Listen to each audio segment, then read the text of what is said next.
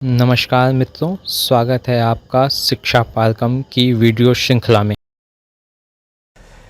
जय हिंद दोस्तों, शिक्षा पारकम में आपका बहुत बहुत स्वागत है। आइए जीके 2020 भाग 21 के अंतर्गत मिलकर के हम लोग चर्चा करते हैं। तो आज का पहला सवाल है, किस ऊतक में कोशिका विभाजन नहीं होता? किस ऊतक में कोशिका विभाजन नहीं होता? तो आपको याद रखना है कि तंत्रिका ऊतक में, तंत्रिका कोशिका में कोशिका विभाजन नहीं होता है। तंत्रिका कोशिका में कोशिका विभाजन नहीं पाया जाता है। तंत्रिका कोशिकाएं जो होती हैं वो जन्म के समय जो होती हैं वही जीवन भर रहती हैं, उसमें कोई कोशिका विभाजन या कोई वृद्धि या विकास नहीं होता है। ओके, और अगर ये साथ में ये भी जान जाइए कि तंत्रिका कोशिका की इकाई क्या है, तो तंत्रिका कोशिका की इकाई है न्यूरॉन। तंत्रिका कोशिका की इकाई क्या है? न्यूरॉन। अगला सवाल, गैमेक्सिन का रासायनिक नाम क्या है? तो गैमेक्सिन का रासायनिक नाम बेंजीन हेक्साक्लोराइड है। गैमेक्सिन का रासायनिक नाम बेंजीन हेक्साक्लोराइड है। इसका सूत्र भी देख सकते हैं, C6H6C16 और C16। तो बेंजीन हेक्साक्लोराइड को ही गाँव में हम लोग क्या कहते हैं? गैमेक्सिन। गैमेक्सिनों का छिड़काव नहीं किया जाता है कीटनाशक के रूप में, तो गैमेक्सिन का ही रासायनिक नाम है बेंजीन हेक्साक्लोराइड। ओके, अगला सवाल, गांधी को अर्धनंगा फकीर किसने कहा था? तो गांधी को अर्धनंगा फकीर विंस्टन चर्चिल ने कहा था। गांधी को अर्धनंगा फकीर विंस्टन चर्चिल ने कहा था। साथ ही गांधी जी को बापू किसने कहा था? तो गांधी जी को बापू कहे थे जवाहरलाल नेहरू। गांधी को राष्ट्रपिता कौन कहे थे? तो सुभाष चंद्र बोस। गांधी को महात्मा कौन कहा था? तो रविंद्रनाथ टैगोर। बापू जवाहरलाल नेहरू, राष्ट्रपिता सुभाष चंद्र बोस और महात्मा रविंद्रनाथ टैगोर, और अर्धनंगा फकीर विंस्टन चर्चिल। आगे, करजन के काल में पुलिस आयोग का अध्यक्ष कौन था? सॉरी, करजन के काल में पुलिस आयोग का अध्यक्ष थे एंड्रयू फ्रेजर।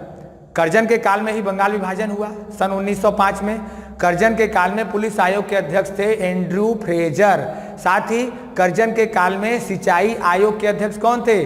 सर मानक्रीफ। साथ ही विश्वविद्यालय आयोग के अध्यक्ष कौन थे? रैले। तो विश्वविद्यालय, करजन के काल में विश्वविद्यालय आयोग के अध्यक्ष रैले, सिंचाई आयोग के अध्यक्ष मानक्रीफ और पुलिस आयोग के अध्यक्ष कौन थे? Andrew Fraser. बंगाल विभाजन किसके काल में? लॉर्ड कर्जन के काल में। भारत में सबसे अलोकप्रिय गवर्नर कौन था?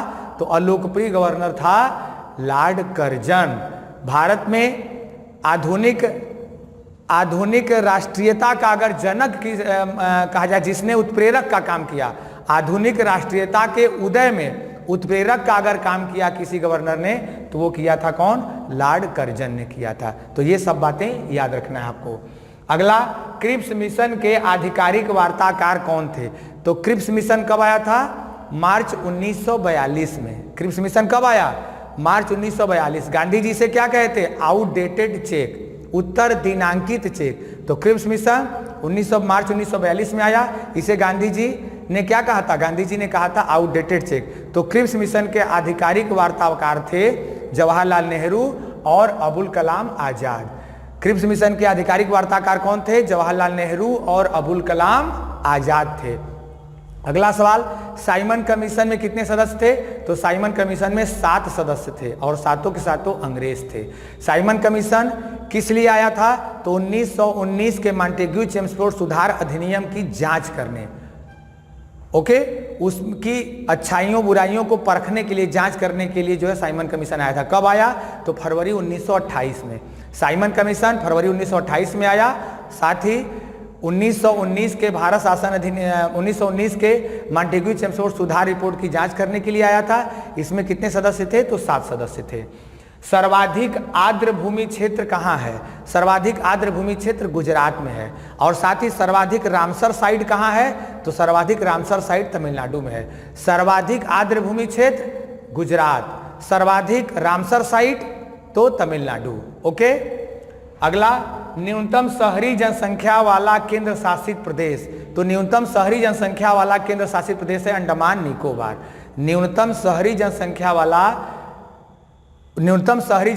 वाला केंद्र शासित प्रदेश है अंडमान निकोबार। अगर पूछे कि किस राज्य की जनसंख्या सर्वाधिक नगरीय जनसंख्या प्रतिशत के रूप में सर्वाधिक नगरीय जनसंख्या है, तो गोवा में सर्वाधिक नगरीय जनसंख्या प्रतिशत के रूप में है।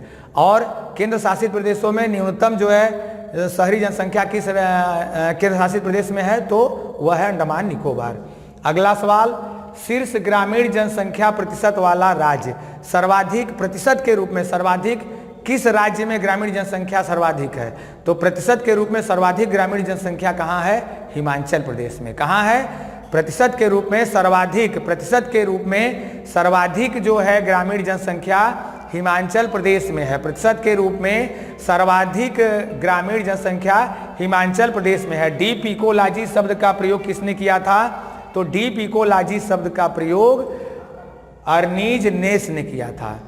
डीप इकोलॉजी शब्द का प्रयोग अर्नीज नेस ने किया था। डीप इकोलॉजी शब्द अर्नीज नेस ने किया था। ओके, इकोलॉजी का शब्द का प्रयोग अर्नेस्ट हेकल ने, इकोलॉजी शब्द का प्रयोग अर्नेस्ट हेकल ने किया था। अब अगला सवाल हम लोग देखते हैं, सर्वाधिक अम्लीय वर्षा किस देश में होती है, तो सर्वाधिक अम्लीय वर्षा नॉर्वे में होती है। सर्वाधिक अम्लीय वर्षा कहाँ हुई थी या होती है, तो नॉर्वे में। सर्वाधिक अम्लीय वर्षा किस देश में अगर पूछे, तो नॉर्वे में। ओके, अम्लीय वर्षा के लिए जिम्मेदार गैस कौन सी है, तो SO2 और NO2। SO2 और NO2 गैस अम्लीय वर्षा के लिए जिम्मेदार होती है। सर्वाधिक अम्लीय वर्षा किस देश में होती है, तो नॉर्वे में। रेड डाटा बुक कौन जारी करता है, तो IUCN। रेड डाटा बुक कौन जारी करता है, तो IUCN। 1968 से ये रेड डाटा बुक जारी करता है। ओके, IUCN का पूरा नाम क्या होता है, तो international union for conservation of nature. International union for conservation of nature. International union for conservation of nature, ये किसका है, IUCN का। इसकी स्थापना 1948 में हुई थी। ओके, तो रेड डाटा बुक कौन जारी करता है, तो IUCN। सर्वाधिक यौगिक का निर्माण कौन सा तत्व करता है, तो सर्वाधिक यौगिक का निर्माण कार्बन करता है। सर्वाधिक यौगिक का निर्माण कौन करता है, कार्बन।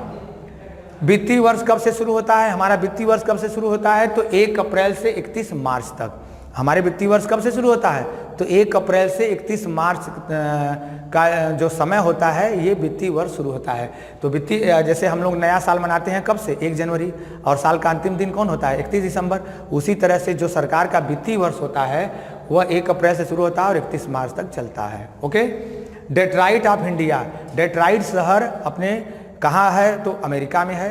साथ ही ये याद रखना है, मोटर वाहन उद्योग के लिए प्रसिद्ध है। तो भारत का डेट्राइट अगर कहा जाता है तो चेन्नई को कहा जाता है।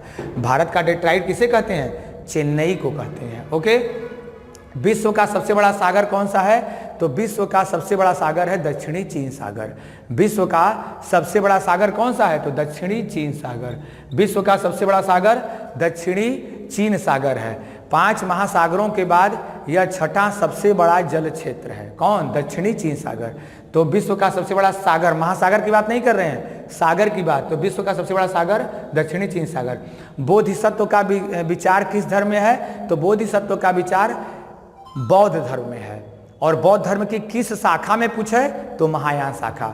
बोधिसत्व का विचार बौद्ध धर्म के महायान शाखा में है और इसमें बुद्ध को भगवान के रूप में जो है उनकी पूजा अर्चना की जाती है।